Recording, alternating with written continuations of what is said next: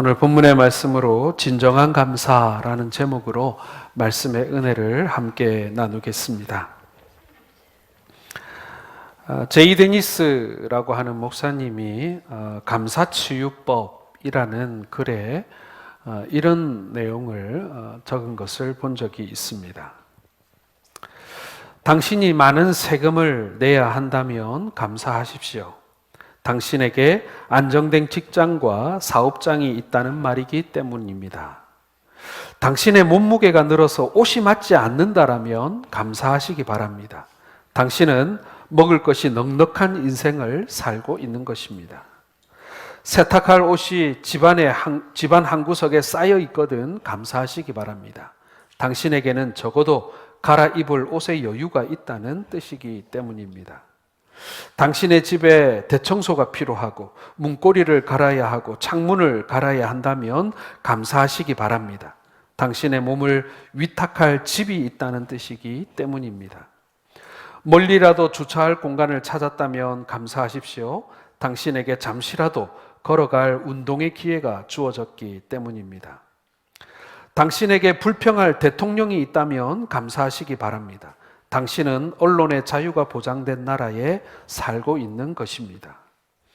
교회 뒷자리에 있는 교우의 찬송 음정이 엉망으로 들려오고 있다면 감사하시기 바랍니다.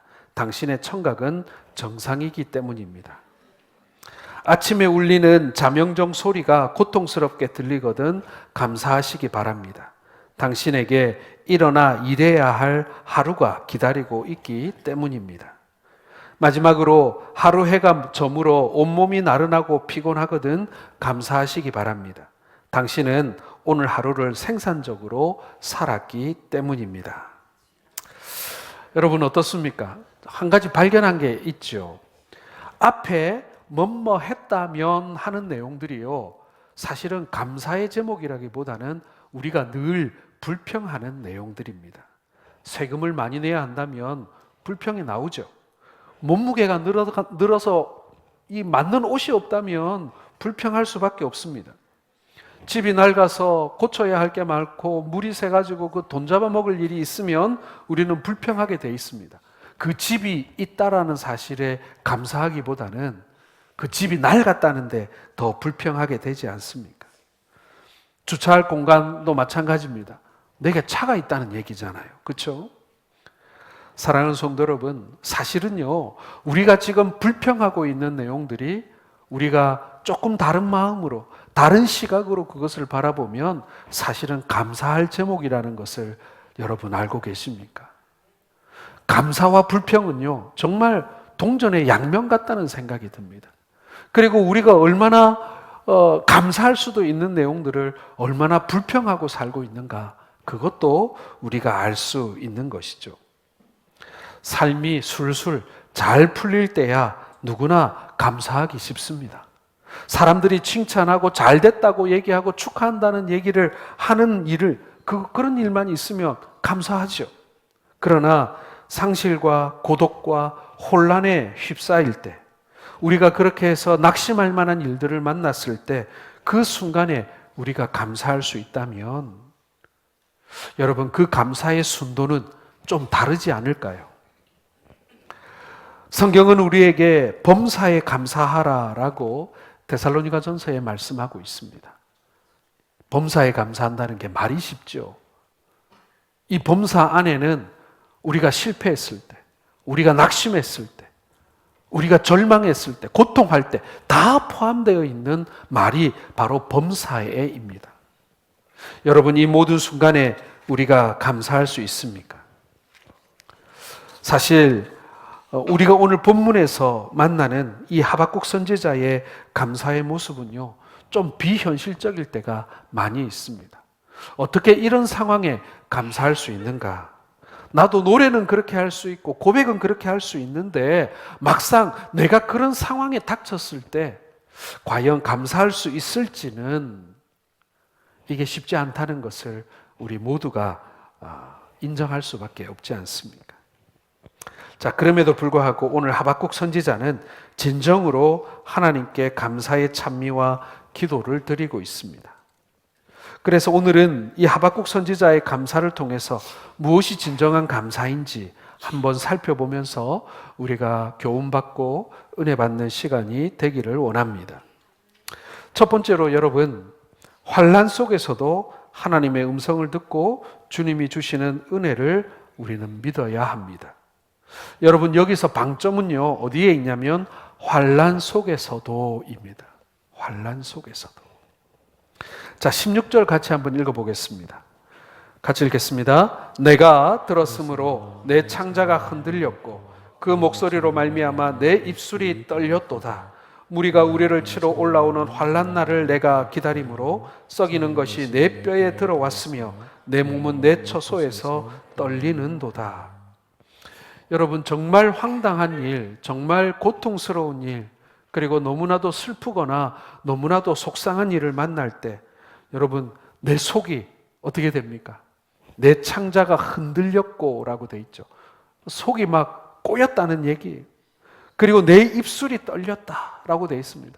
그렇잖아요. 우리가 너무 화가 나면 말이 어떻게, 말을 해도 우리가 말이 덜덜덜 떨리지 않습니까? 심지어는 손도 떨립니다. 온몸이 막 부르르 떨리는 것을 우리가 경험할 때가 있습니다. 너무 힘들거나 너무 화가 나거나 아니면 너무 속상하거나 절망할 때 우리 몸에도 그것이 나타납니다. 얼굴은 사색이 되고 말이죠. 입술은 떨려서 말도 안 나오고 말이죠. 손발은 떨리고. 오늘 이 선지자는 뭐라고 얘기합니까? 썩을 것이 내 뼈에 들어왔고 내 몸은 내 처소에서 떨렸다라고 표현하고 있습니다. 여러분, 좋은 때만 한번 감사하는 것, 그것은 그렇게 어렵지 않습니다. 행복을 느끼고 미소를 지을 수밖에 없는 일 가운데에는요, 하나님 은혜를 감사합니다, 이런 말 누구나 다 할 수 있습니다. 하지만 슬픔이 파도처럼 밀려오고 고난이 잠시 왔다 떠나가는 것이 아니라 계속 반복해서 끊임없이 반복되어지게 되고, 그리고 두려움에 정말 어디 골방에라도 내 몸을 감추어 버리고 싶을 그때에 주님, 내가 환난으로 인하여 넘어지지 아니하고 믿음을 굳게 지켰으니 감사합니다. 여러분, 이런 찬양, 이런 감사 여러분 하실 수 있겠습니까? 저는 우리가 똑같이 하는 감사의 고백이고 감사의 찬양이지만 그 순도는 다르다고 생각을 합니다. 누구나 생각하기에 좋은 일은 사실 우리가 감사하면서도 그렇게 심각하게 고민하면서 묵상하면서 감사하지는 않는 것 같아요. 그건 쉬워요. 하지만 어렵고 힘든 가운데 하는 우리의 감사, 그 감사는요, 정말 내 속에서 우러나는 감사, 그리고 모든 조건과 그리고 모든 환경을 뛰어넘는 감사이기에 분명 우리 하나님께서 그 감사를 심각하게 그리고 아주 중요하게 그것을 주목하여 보리라고 저는 믿습니다. 여러분, 우리의 감사가 얼마나 가벼운가, 제가 조금 불편한 얘기를 하나 드리고자 합니다. 우리가 보통 좋은 일이 있으면은 주변에서 뭐라고 얘기합니까? 아들, 딸 시집장가 보냈으면 한턱 쏴! 이렇게 얘기합니다. 취직했으면 한턱 쏴! 그러고 말이죠. 좋은 대학 들어갔으면 한턱 쏴! 그러고 합니다. 그 다음에 승진했으면 한턱 쏴! 이렇게 얘기합니다. 여러분, 한 번씩 쏘시죠? 예, 공을 잘 쳐도 우리가 한턱 쏩니다. 그렇죠? 그때 여러분, 얼마나 쏘십니까? 얼마나 쏘십니까? 아마 모르긴 해도 친구들 한번 대여섯 명 데리고 한 방 쏘면 한 20-30만 원도 쏘시죠? 그렇죠? 그런데 우리 하나님한테는 얼마나 쏘십니까? 제가 요즘에 시험이 들 때가 있습니다. 우리는 하나님 앞에 과연 얼마나 감사하는가? 내가 내 친구들이나 가족들한테 한 방 쏘는 것만 또 우리 주님 앞에 내가 못하고 있지는 않은가? 제가 요즘에 그런 생각 해봅니다. 아니, 우리 모두가 그런 고민을 한번 해보아야 합니다. 우리는 과연 하나님 앞에 얼마나 감사하고 있는가? 좋을 때 우리가 하는 감사의 그 순도를 우리가 한번 생각해 봅시다. 그리고 우리가 어려울 때, 힘들 때 할 수 있는 감사의 그 순도를 한번 생각해 봅시다. 분명히 다르다는 거예요. 분명히 다르다는 거예요. 한 유명한 작가가 암에 걸려서 투병 생활을 하게 되었습니다. 그런데 이 작가가 참 믿음이 좋아요. 날마다 고통하며 아픈데도 불구하고 이 작가는 아침에 눈을 뜨면 항상 아침마다 똑같은 소리로 이렇게 말합니다. 하나님, 이 하루도 허락해 주셔서 감사합니다. 하나님, 오늘 하루를 나에게 더 주셔서 감사합니다.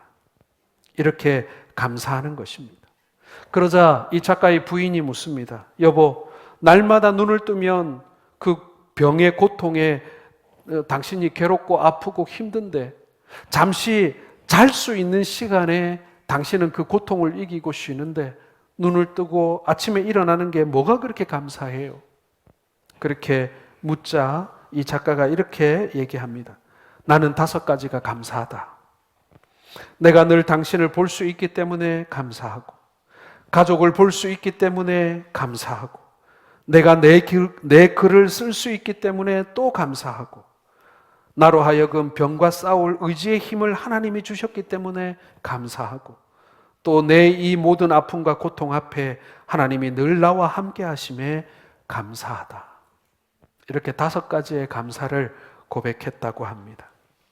사랑하는 성도 여러분, 엄청난 시련의 아픔과 질고 속에서라도 하나님에 대한 감사를 잃지 않는 것, 여러분, 이것이 우리 성도들에게 위로가 되고 힘이 되고 기쁨이 되는 거예요. 사실은 내가 낙심하고 있고 내가 좀 무디어져 있을 때에도 내 주변에 있는 형제가 자매가 어려움 중에서도 감사하는 모습을 보면 우리가 위로를 받잖아요. 내가 힘을 얻잖아요. 야, 저런 상황 속에서도 저렇게 감사하는 사람을 보면서 내가 도리어 위로를 받는 거예요. 내가 도리어 힘을 얻는 거예요.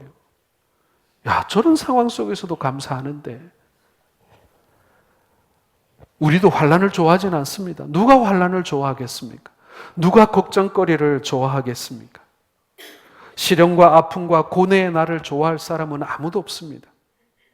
그러나 그러한 환난 속에 하나님이 주시는 음성이 감추어져 있고 하나님의 은혜가 그 가운데 실려 있는 것, 우리는 그것을 경험해야 비로소 신앙인이라고 말할 수가 있는 것입니다.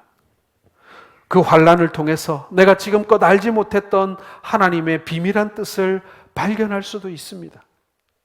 그렇기 때문에 성도는요, 원하지 않는 환난과 아픔을 겪을지라도 우리 하나님에 대한 그 소망과 신뢰를 잃지 말아야 합니다. 비록 지금 나에게 주어진 이 잔은 쓴 잔인 것처럼 보이지만, 그러나 그 쓴 잔이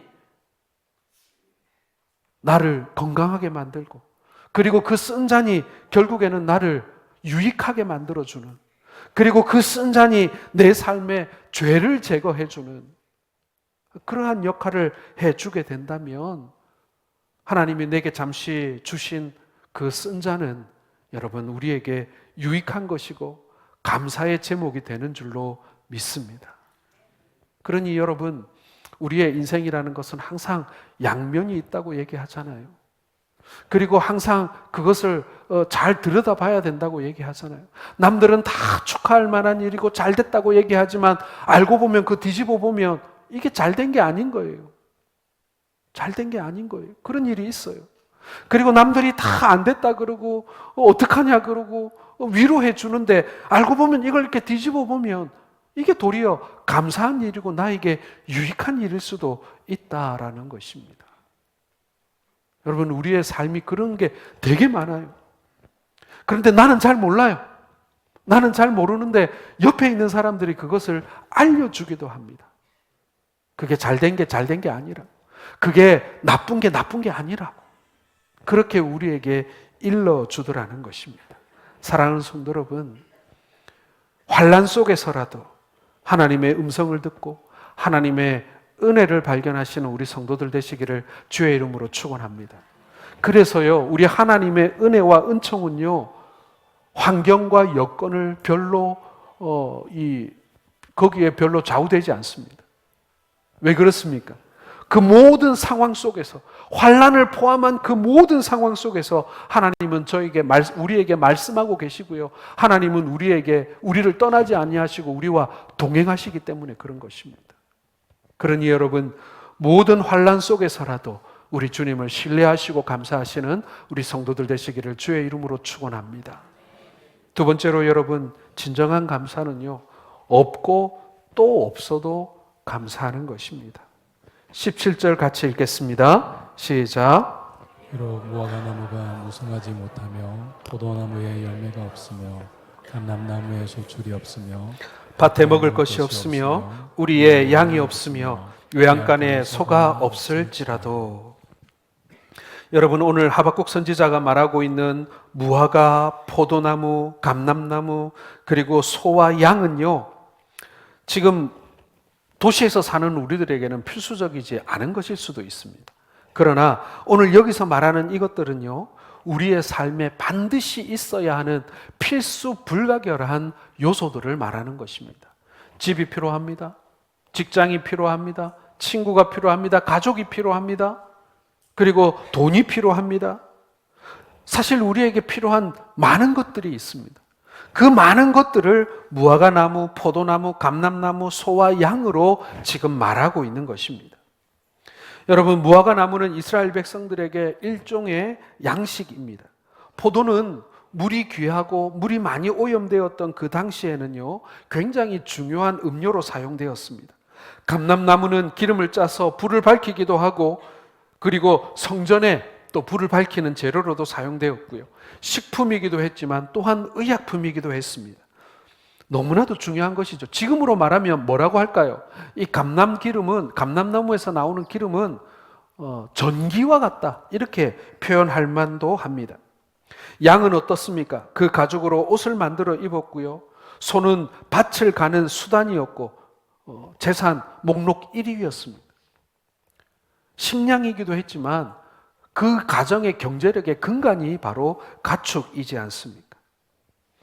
여러분, 만약에 여러분들에게 있어서 생활하는데 꼭 필요한 이 필요 불가결한 요소들, 집이 되었던, 옷이 되었던, 직장이 되었던, 건강이 되었던, 가족들이 되었던 이 모든 것들 중에 여러분 어느 하나라도 잃어버리게 된다면 여러분 과연 감사할 수 있겠습니까?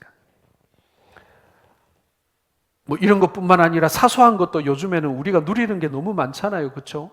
예를 들어서 자연재해로 인해서 혹은 지진으로 인해서 갑자기 전기가 다 끊겼다고 생각해 보세요. 물이 다 끊겼다고 생각해 보세요. 저는 전기보다 더 심각한 게 물인 것 같은데요. 화장실 어떻게 합니까? 화장실. 물이 안 나오면 화장실 대책이 없어요. 요즘에 재래식 화장실이 없잖아요. 다 이 수세식 화장실인데 물이 없다면 그것을 우리가 어떻게 감당할 수 있겠습니까? 요즘에 고층 아파트들도 많아요. 그렇죠? 40층, 50층 되는 그런 아파트들도 있는데요. 전기가 안 들어와서 엘리베이터가 작동 안 하면 아마 제 생각에는 40층 이상은 재해 지역이 아닐까요? 아마도 소방 헬기가 와서 물과 식량을 날라줘야 될 것 같다, 이런 생각도 해보게 됩니다. 스마트폰은 어떻습니까, 여러분? 저는 가끔 요즘에 외출하다가 집에 스마트폰을 빠뜨리고 가가지고 강제적으로 스마트폰 없는 반나절 혹은 하루를 보낼 때가 있는데요. 혹시 여러분 불안함을 느끼지 않습니까? 계속 스마트폰도 없는데 막 뒤지고 있지는 않습니까? 그러면 이거 우리 지금 중독이에요. 중독이에요. 모든 것이 없어지고 마치 원시시대로 돌아간 것처럼 우리의 삶을 편안하게 해주던 모든 것들이 사라졌다. 여러분, 그 순간 우리가 불평하지 않고 감사할 수 있을까요? 예능 프로그램 중에 요즘엔 잘 안 하는데 정글의 법칙이라는 프로가 있습니다. 거기에 보면 출연자들이 밀림, 사막, 아니면 극지방, 아니면 무인도 이런 데 떨어져 가지고 최소한의 스마트폰, 전기 아무것도 없이 최소한의 도구조차도 없는 중에 생존하는 그런 이야기들이 나오고 있습니다. 근데 우리 아주 재미있게 봐요. 그렇죠? 아주 재미있게 봅니다. 그러나 내가 저기에 출연해야 된다. 여러분 어떻겠습니까? 그건 다른 문제죠. 그렇죠? 우리가 그것을 보는 것과 내가 지금 저 상황에 빠져가지고 지금 모기한테 물어 뜯기면서 말이죠, 한대짬을 자야 되는 것은 서로 다른 이야기인 것 같습니다. 사랑하는 성도 여러분, 진정한 감사는요, 있을 때 하는 감사가 아니라 없을 때 하는 감사입니다. 세상의 논리는 더 있고 더 많고 더 채워지고 더 풍성해질 때, 와, 하나님의 복이 넘치는구나, 감사하자라고 말한다면, 그러나 하박국 선지자는 없고 또 없고 또 없다라고 할지라도 나는 감사하고 기뻐하리라고 지금 고백하고 있는 것입니다. 사랑하는 성도 여러분, 여러분들은 있고 있어서 감사합니까? 아니면 없고 또 없어도 감사하고 계십니까? 우리의 감사의 수준이 지금 어디에 있는지 우리가 함께 살펴봐야 할 것입니다. 오늘 주님께서 보시는 진정한 감사는 마치 욥을 시험했던 그 사탄 마귀가 하나님 앞에 뭐라고 얘기합니까? 욥이 당신한테 괜히 감사합니까? 가진 게 많으니까 감사하지. 그거 한번 뺏어 봅시다. 진짜 그때도 감사하는가? 예. 오늘날도 마귀 사탄은 우리에게 똑같이 묻고 있습니다. 당신 그거 지금 다 있어서 감사하는 거야? 아니면 그거 없어도 하나님 앞에 감사할 수 있는 거야? 그거 다 있어서 하나님 앞에 지금 예배하고 감사하다고 찬양하고 있는데 그거 다 없어도 당신 감사할 수 있어?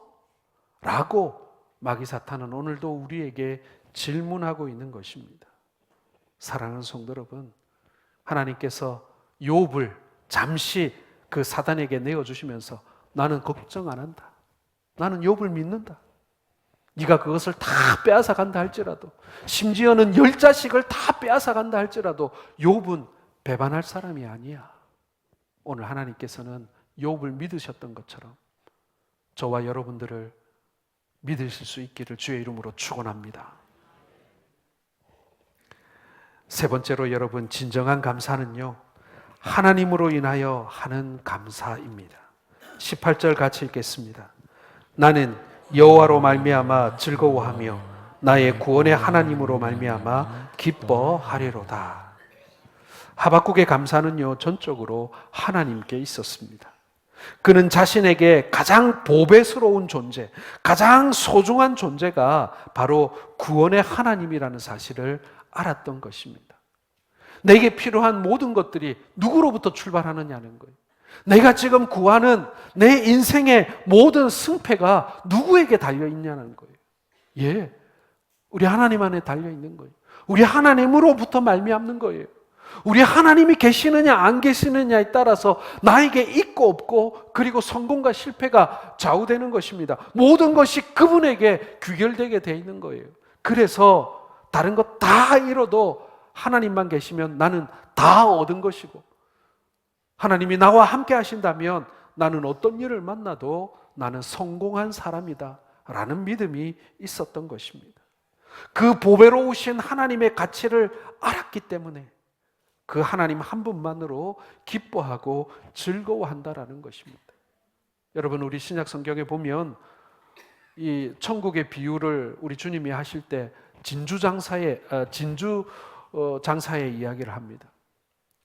조그만한 진주 막 거래하다가 진짜 값비싼 최고의 진주를 만나면 어떻게 합니까? 다 팔아가지고 그거 한 개 삽니다. 왜요? 그거 하나의 값어치가 지금껏 내가 가지고 있었던 모든 재산과 나의 모든 이 물건들보다 가장 값어치가 있고, 그리고 남는 장사인 걸 알기 때문에 싹 팔아서 그거 하나 사는 거예요. 밭에 감추어진 보화도 마찬가지죠. 그 밭에 보화가 감춰져 있는 것을 알면 어떻게 합니까? 내 재산 다 팔아서 그 밭을 사는 것입니다. 여러분, 우리 주님은 그런 분입니다. 하나님 한 분만으로 기뻐하고 즐거워하고 만족한다는 것이 무엇입니까? 하나님만 계시면 다른 것 아무것도 없어도 만사 오케이라는 거예요. 아무 문제 없다는 것입니다.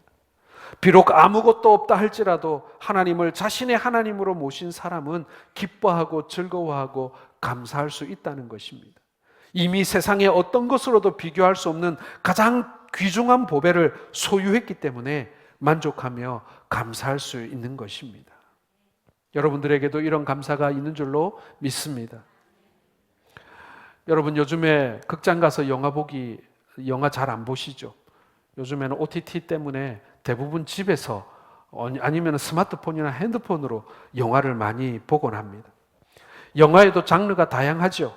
드라마, SF, 코미디, 전쟁, 액션, 멜로, 로드무비, 공포, 판타지, 그리고 다큐멘터리. 사람들이 취향이 다양하다 보니 영화도 정말 많이 나옵니다. 여러 장르의 영화가 나옵니다. 그런데 말입니다, 여러분. 이 여러 장르의 영화 중에 제일 많이 만드는 장르가 뭔지 아세요? 제일 많이 만들어지는 장르. 1부 때는 못 맞추던데 2부에서는 맞출 수 있는지. 멜로죠, 멜로. 멜로가 제일 많이 만들어집니다. 다른 영화 한 편 만들 때 멜로 영화는 5편, 6편 만들어져요. 특히 우리나라 사람들은 요즘에 로맨스 코미디라 그래가지고요. 이 코미디와 멜로를 합쳐가지고 영화가 세계적으로 인기가 많지 않습니까?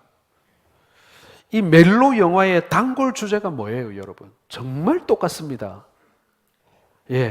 부자 남자와 가난한 여자의 사랑 얘기. 반대로 부자 여자와 가난한 남자의 사랑 얘기. 우리나라에는 재벌이 얼마나 많은지 몰라요. 정말 재벌이 많습니다. 다른 나라 사람들 보면 우리나라 국민들의 절반은 재벌인 줄 알겠어요. 온통 드라마나 영화에 이 재벌이 등장을 안 하는 로맨스가 없어요.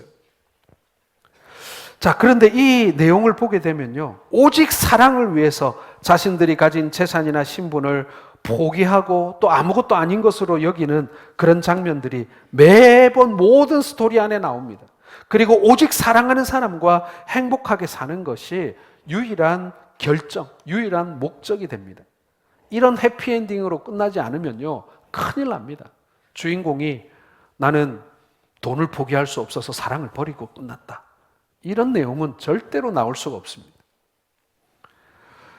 사랑하는 사람이면 다른 것은 필요 없다라는 거죠. 이걸 신데렐라 신드롬이라고도 말하긴 합니다만은 여러분 이것은요 그것 다 가질 수 없기 때문에 그런 거예요. 정말 소중한 한 가지를 얻기 위해서는 뭔가를 포기하거나 버려야 한다는 사실을 우리에게 말해줍니다. 지금 하박국의 감사가 그런 감사인 거예요. 하나님으로 인하여 즐거워하고 기뻐하고 있는 거예요. 그분만 계시면 나는 다른 어떤 것도 필요치 않다라는 그런 고백인 것입니다. 사랑하는 사람을 위해서라면 모든 것을 포기할 수 있다면 하나님을 위해서라면 여러분 어떻게 하시겠습니까? 그 하나님은 우리를 먼저 사랑하셨죠. 그것도 독생하신 예수 그리스도를 우리에게 십자가의 대속의 죽음으로 우리에게 대한 그 사랑을 확인시켜 주셨습니다. 자, 그렇다면 오늘 하박국의 감사가 저와 여러분의 감사의 고백이 되었으면 좋겠습니다.